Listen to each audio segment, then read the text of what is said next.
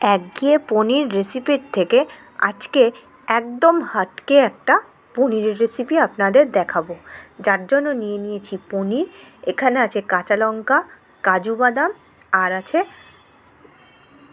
আতপ চাল বা আপনারা গোবিন্দভোগ চালও ইউজ করতে পারেন। তো এটাকে ভালো করে মিক্সচার মেশিনে পিষে নেওয়া হলো। আগে পিষে নেওয়ার পর এর মধ্যে দেওয়া হচ্ছে নুন, হলুদ, চিনি, লঙ্কার গুঁড়ো, হলুদ দিয়ে এটাকে ভালো করে ফেটিয়ে নেওয়া হবে।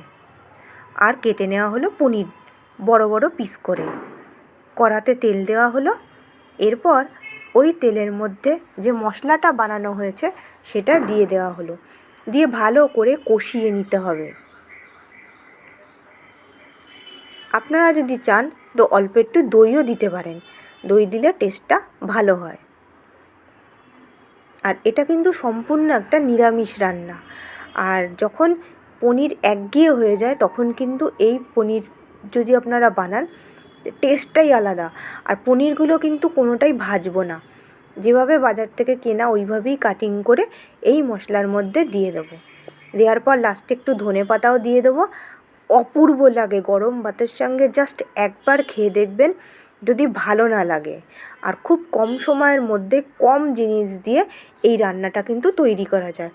তো বন্ধুরা, আপনারা এরকমভাবে বানিয়ে নিতে পারেন এই সুন্দর একটা পনিরের রেসিপি।